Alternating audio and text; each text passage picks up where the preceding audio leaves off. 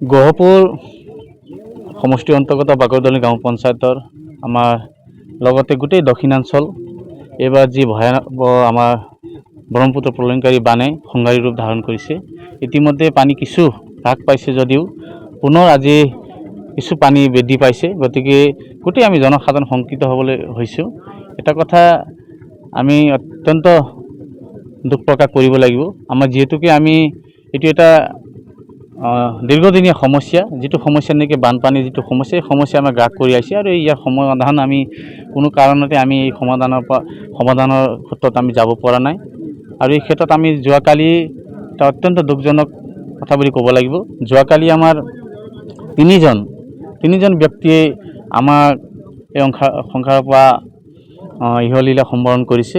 এই ক্ষেত্ৰত আমাৰ মৃত্যু হোৱাৰ পিছত আমাৰ অন্ত্যেষ্টিক্ৰিয়া যি এটা পৰম্পৰা থাকে,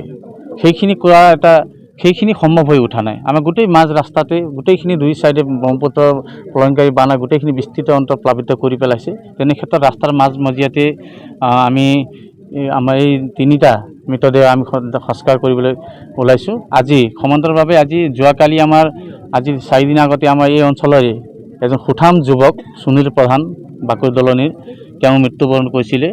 আমাৰ এই প্ৰলয়ংকাৰী বানতে নাও ডুব গৈ মৃত্যু হৈছিলে। পৰৱৰ্তী সময়ত তেখেতক উদ্ধাৰ কৰিবলৈ সক্ষম হৈ আমি দাহ সংস্কাৰ কৰিবলৈ সেই তেনেকৈ ৰাস্তাৰ মাজমজিয়াতে আমি কিবা প্ৰকাৰে সেইখিনি আমি সম্ভৱ হৈছিলে। আমাৰ যিখিনি পৰম্পৰা সেইখিনি আমি কৰিলোঁ। তাৰপিছতে আমাৰ এই অঞ্চলৰে এজন বয়সস্থ জ্যেষ্ঠ নাগৰিক মধুসূদন শৰ্মা নামৰ ব্যক্তি এগৰাকী তেখেতৰ মৃত্যু হ'ল। তেখেতক ঠিক তেনেধৰণে আমি একেটা সমস্যাৰ সন্মুখীন হৈ পেলাই আমি দাহ সংস্কাৰ ব্যৱস্থা কৰিছিলোঁ। যোৱাকালি আকৌ আমাৰ এই গোটেইখিনি অত্যন্ত দুখজনক খবৰ আমাৰ কাৰণে বাৰ্তা।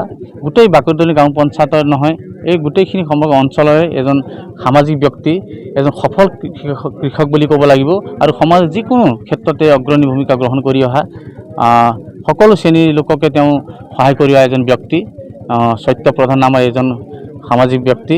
তেওঁ আকস্মিকভাৱে মৃত্যুবৰণ কৰিছিল আৰু আজি আমি গোটেই সমভাৱী হৈছোঁ তেখেতৰ অন্ত্যেষ্টিক্ৰিয়া সম্পন্ন কৰিবৰ কাৰণে। আজি আমি মিণ্টু ঘাটৰ এই পাৰঘাটৰ ওচৰতে আমি নদী কিনাৰতে আমি উপবিষ্ট হৈ আছোঁ আৰু ইয়াত এটা সমস্যা, সেই কথাখিনি আমি বিশেষকৈ চৰকাৰ আমাৰ জনপ্ৰতিনিধি অনুৰোধ জনাব বিচাৰিছোঁ। এইবাৰ যেনেকৈ আমি যিখিনি সমস্যাৰ সন্মুখীন হ'লোঁ, যাতে অহা বছৰ যাতে এই বাৰিষা যাতে আমি সেই সমস্যাৰ সন্মুখীন হ'বলগীয়া নহয়, তাৰ কাৰণে অতি শীঘ্ৰেই আমি প্ৰশাসনক অনুৰোধ জনাইছোঁ, চৰকাৰক অনুৰোধ জনাইছোঁ।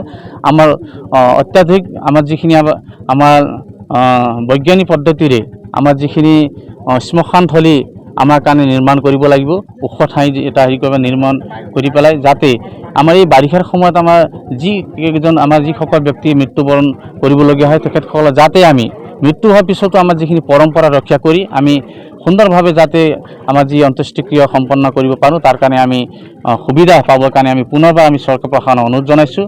আমি অসম গোৰ্খা সন্মিলন গহপুৰ জিলা সমিতিয়ে আমাৰ কেইগৰাকী ব্যক্তিৰ মৃত্যুবৰণ কৰিছে, আমি গভীৰ শোক প্ৰকাশ কৰিছোঁ আৰু আমি তেখেতসকলৰ শোকসন্তপ্ত পৰিয়ালবৰ্গলৈ আমি গভীৰ সমবেদনা জ্ঞাপন কৰিছোঁ।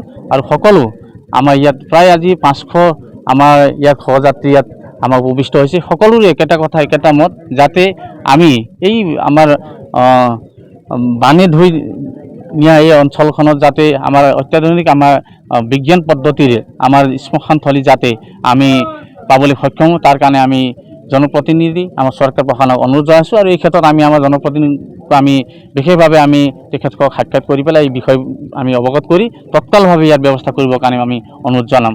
বাকৰদলনি গাঁও পঞ্চায়তৰ অন্তৰ্গত বেগিজান অঞ্চলত এইবাৰ হোৱা প্ৰলয়ংকাৰী বানত সমূহ গাঁওবিলাক পানী তল গৈছে।